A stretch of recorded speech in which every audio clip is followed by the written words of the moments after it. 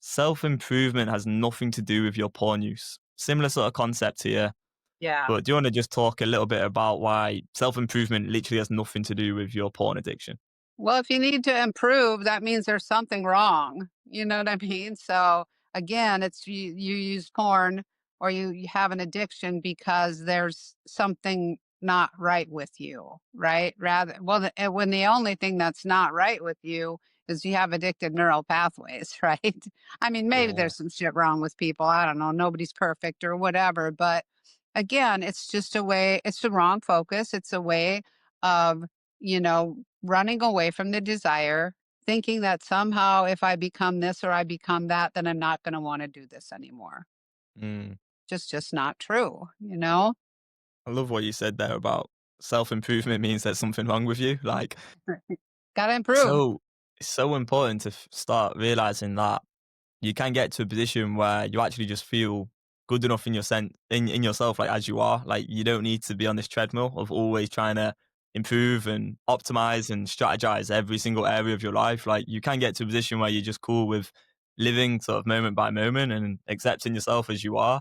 And for a lot of people, they're using self improvement because, as you say, they want to improve, they want to get better, which is a good thing that they want to Yeah. improve, they want to get better. But it's just they're not focusing on the real problem. And if they understood that the real problem is addiction, usually porn, often it's social media, food, all these different things, right, all into one, then, if they understood all of that, they'd have a much better chance of diagnosing that problem correctly, then getting the right help for that specific problem, and then moving on. And then if you want to go to the gym and meditate, crack on, enjoy it. Yeah. I mean, if there's things you want to improve, okay, I want to improve like, what I eat because I don't feel as good when I eat things that are not as healthy. I wanna start eating more, healthy organic things. That's that's a completely separate thing from dealing with an addiction. Mm. I want to improve, how I take care of my house, or I want to improve, the things I do. Like I would like to, how I spend my time. I would like to do more things, maybe volunteer, do some beneficial things. I would like to walk more, just whatever, Mm. the things you want to improve in your life. How are they're literally connecting anything and everything to trying to get free of an addiction when this has literally nothing to do with it. Yeah, yeah. Sense? And just to kind of explain that a bit more, like the way I see addiction and what this problem really is you have compulsive desires, and that's due to these neural pathways being wired a certain way from a young age. Now, when you're having these compulsive desires, what's going to be going on is your mind is going to be trying to get you to engage in the compulsive behavior. So let's say it's porn. What's going to happen in that specific moment that you have the compulsive desire? You're going to have thoughts like, I'll just look once. One peek won't hurt. It doesn't really count if it's on Instagram. Oh, this is the last time I'm ever going to do it. You're going to have all these justifications and rationalizations to watch it. So if you can just look at that in isolation, like these thought patterns, and see that this is the problem that's going on in that moment, and that Yeah. you've got a lot of discomfort in that moment as well, and then you zoom out and then you look at going to the gym or meditating or eating healthily, you just see how absurd it is to think that self improvement actually has anything to do with this real problem when it comes to compulsivity. It's a separate thing. When you can Mhm. separate it and you deal with the addiction, can guarantee that all of the self improvement stuff is going to feel so much easier. It really Yes. is.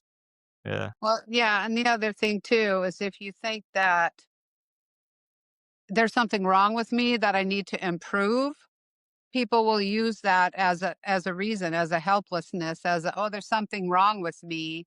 Therefore, I'm in this addiction. I'm gonna act out in this addiction. I'm helpless against it because there's something wrong with me that needs to be improved."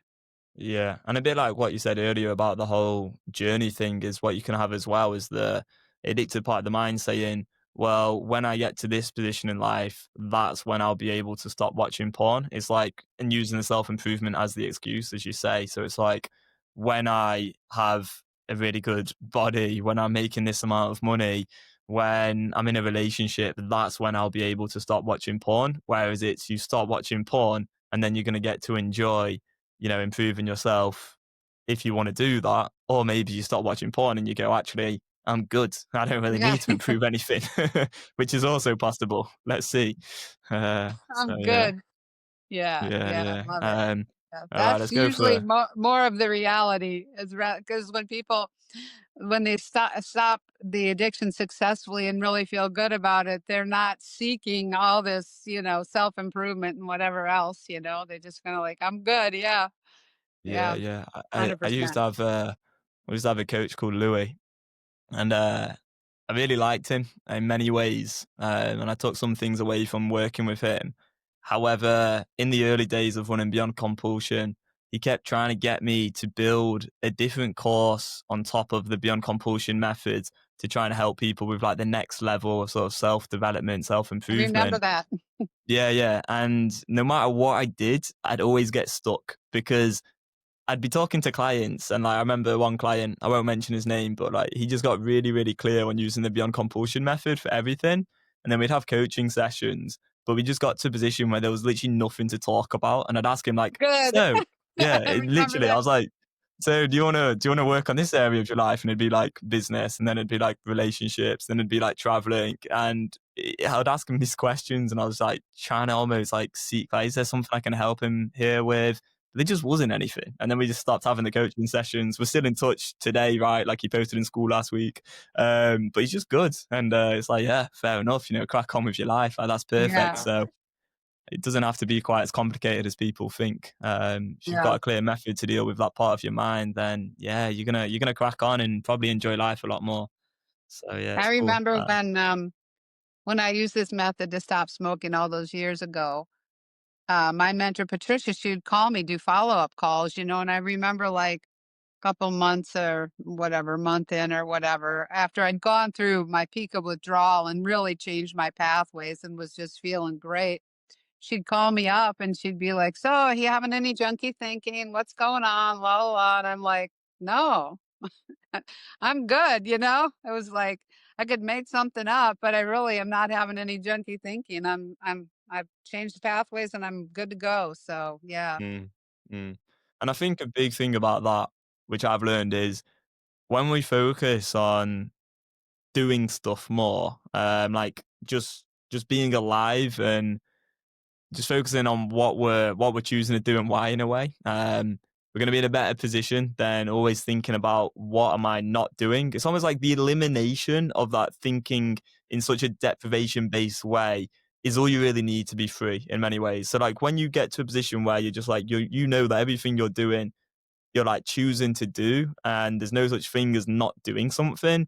I feel like the levels of like your freedom and your peace of mind and just everything just changes really. And you can only, in my opinion, you can only really achieve that by continually using like the script, like using the method essentially and just doing the work, like proactively changing the way you think about things to get to a point where you're just like, yeah, okay, I don't need to work on anything because there's no behavior in my life that I want to stop. And that's what's possible for anybody. Because like, I'm good.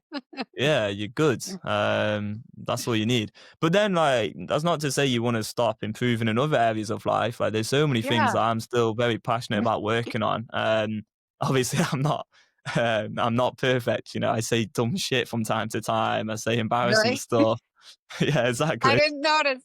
Yeah, yeah, all the time, right? I come up with the most stupid analogies ever and act like a fool and silly at times, but Yeah, yeah, but I like you're mean, saying, the self-improvement, then when it's not about trying to not think about your addiction, then you can be clear and go, "You know what? I could do better at this." And then you do. yeah, Yeah.